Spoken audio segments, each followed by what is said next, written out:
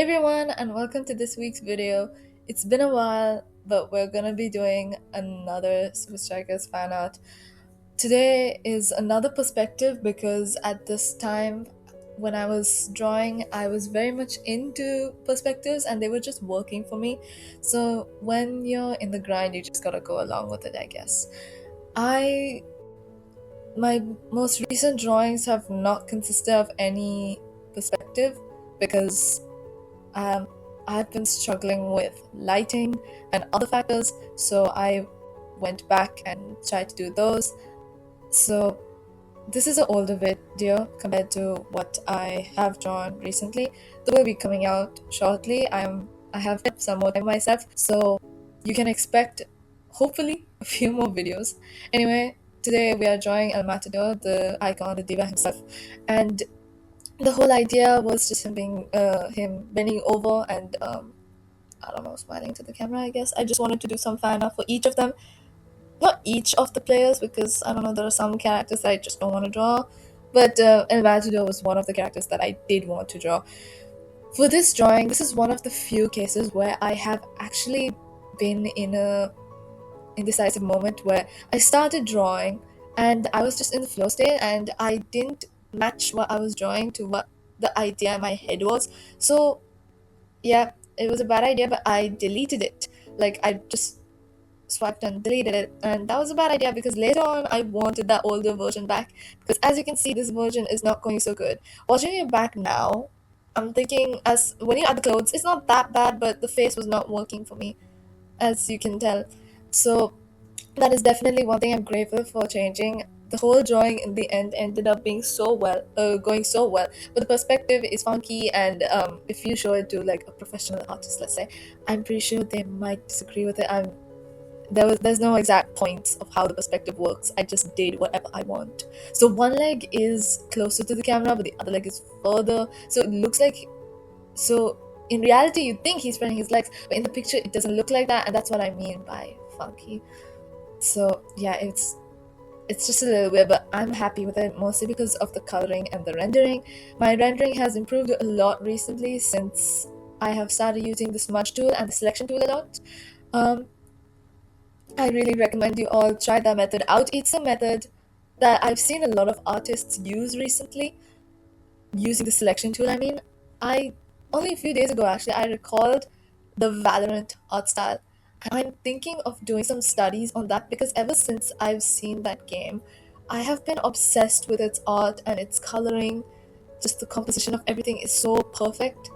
And I remember I've never been a huge fan of video games, so obviously I couldn't get myself to draw fan art of the characters, but I might implement the art style. The art style is just so nice. I loved that way too much. Anyway, back to this drawing. As you can see, I'm drawing the clothes. It doesn't look that bad now that you're adding some layer to it and you're not exactly seeing the horrible job that I did with the anatomy. But it still looked wrong. The face was pissing me off the most, so I decided to scrap it. I scrapped it shortly after adding all the flat colors, which would be around now, I guess. Yes, now. I took a screenshot of the speed paint that Procreate pre-records for you, and I used that to continue with the sketch. Yes, it was hectic, but it's a sacrifice I made in order to get a drawing that I actually liked. I was not ready to commit to the previous one, knowing that it's not what I preferred. I like this one much better. Maybe it's just me, but I've noticed a pattern where I'm able to draw faces from far, or like the face smaller, much easily than when drawing it up close. Maybe it's because I'm using a smaller brush, I don't know, but and it's also probably because I haven't gotten the proportions of the face right just yet. Not yet. But oh well. I'm One thing I've lost, I guess. It's funny to me how I gain and lose the ability to draw certain things. Like in these drawings, I just had this intuition of drawing where to draw the creases of the clothing, and I kind of lost that. Now I don't know where to add the creases, and it just looks so off. but it's okay. We're gonna keep trying, I guess. Also, if you haven't noticed, we got a new outfit for little avatar me over there. I actually made a fan art. Oh, not a fan art. Fan art is completely the wrong word. I made a drawing of a photo of me, I guess, for a trend on Instagram. And now I'm considering posting it because it was a really good one. Still one of my favorites to this day. And I think you all should see it. It's deserves some spotlight. Anyway, as you all could see, I used the blending tool to get the shadows, and now because this color contains a lot of like purples and whites, I decided to use a little bit of a purplish color for the shadows, and I think it ended up really well in the end as well.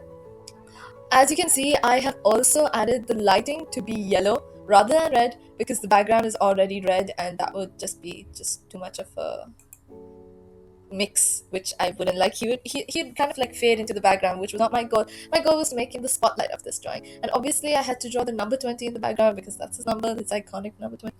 And that's basically it for this video. All I did at the end was just reduce the opacity of the lineup because it fit this drawing much better, and that's it.